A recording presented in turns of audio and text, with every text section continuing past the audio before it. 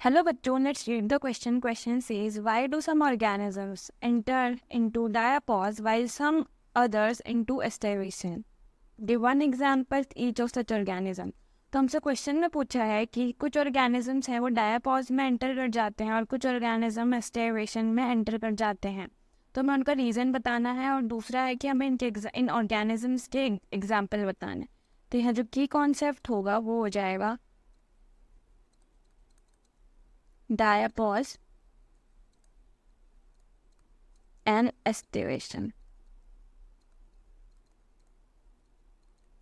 सबसे पहले हम फर्स्ट क्वेश्चन की बात करेंगे। जो फर्स्ट क्वेश्चन है कि ये रीज़न क्या है, तो रीज़न फॉर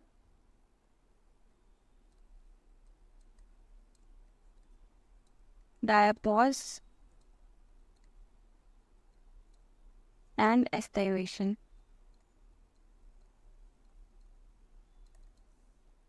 तो ये एस्टाइवेशन और डायपॉज ऐसी स्ट्रैटेजीज है जो ऑर्गेनिज्म यूज़ करते हैं टू सर्वाइव अनफेवरेबल कंडीशन। तो ऑर्गेनिजम्स यूज दिस स्ट्रैटेजी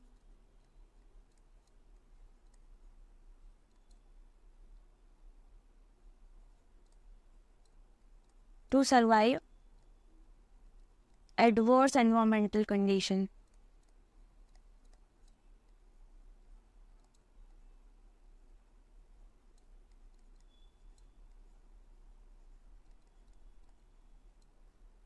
और ये अब हम इनके एग्जाम्पल्स देखेंगे।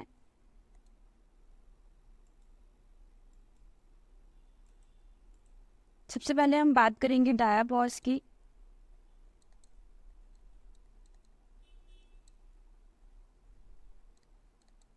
डायापॉज होता क्या है, तो ये क्या है, डायापॉज क्या है? डायापॉज एक ऐसा पीरियड ऑफ सस्पेंडेड डेवलपमेंट है जहाँ ऑर्गेनिज्म एडवर्स एनवायरमेंटल कंडीशन के रिस्पॉन्स में क्या हो जाता है, डोरमेंसी में चला जाता है। तो period of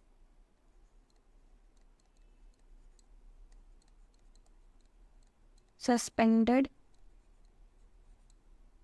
development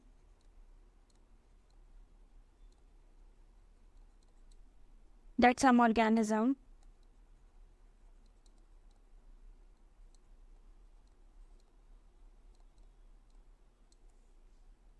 enter in response to adverse environmental conditions।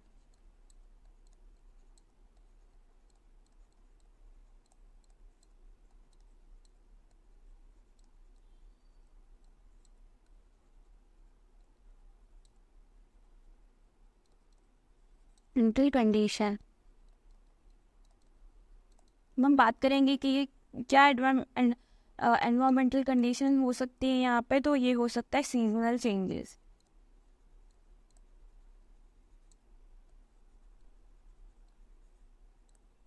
अब इसमें किसमें देखा जाता है, कॉमनली सीन इन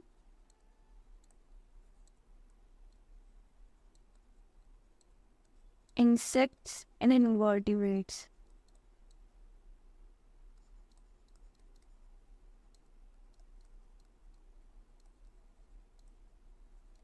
अब हम यहाँ एग्जाम्पल की बात करेंगे। इसका एग्जाम्पल हो जाएगा मोनार्क बटरफ्लाई।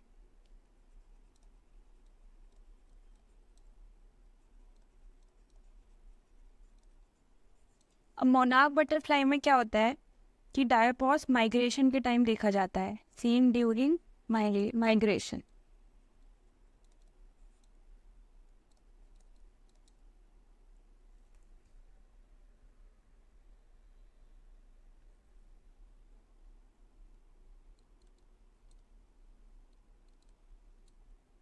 और ये क्या होता है कि जब मोनार्क बटरफ्लाईज होती हैं वो माइग्रेट करती है वार्मर क्लाइमेट में टू एस्केप कोल्ड टेम्परेचर, और डायपॉज में एंटर कर जाती है ड्यूरिंग विंटर मंथ। तो जो मोनार्क बटरफ्लाई है वो माइग्रेट करती है एस्केप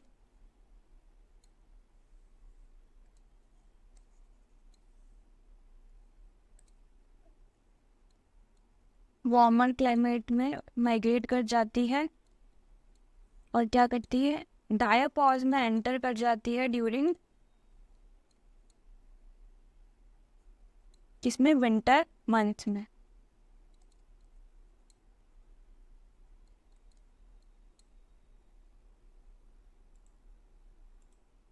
अब हम बात करेंगे एस्टावेशन की।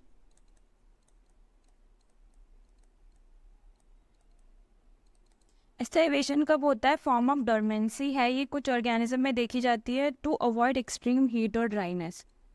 तो किस में देखी जाएगी ये? फॉर्म ऑफ डोरमेंसी है, मतलब इनएक्टिव स्टेट है। और कब देखी जाएगी? To use to avoid extreme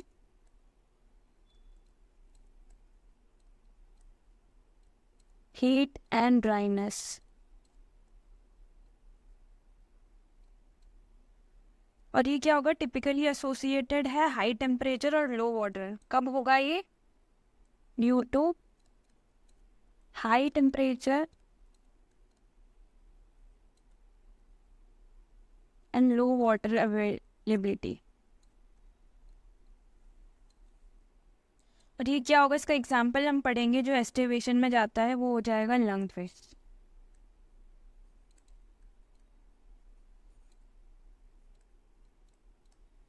lung fish क्या करता है कि जब ड्राई पीरियड के टाइम में ये एक्वेटिक हैबिटेट जब ड्राई हो जाता है, तब ये मड के अंदर बरो हो जाएगा और स्लोली इसका मेटाबॉलिक प्रोसेस भी स्लो हो जाएगा। तो इसमें क्या होगा कि कब होगा? ड्यूरिंग ड्राई पीरियड होगा ये। क्या होगा? इसका एक्वेटिक हैबिटेट जो होगा वो ड्राई हो जाएगा। तो ये क्या कर लेगा? ये बरो हो जाएगा इनटू द मड।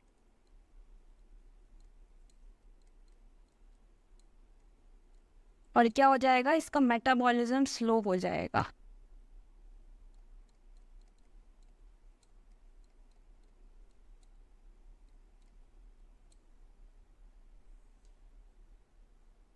सो हमारा यहाँ पे आंसर हो जाएगा कि डायापॉज का एग्जाम्पल क्या हो जाएगा हमारे पास में? Monarch butterfly.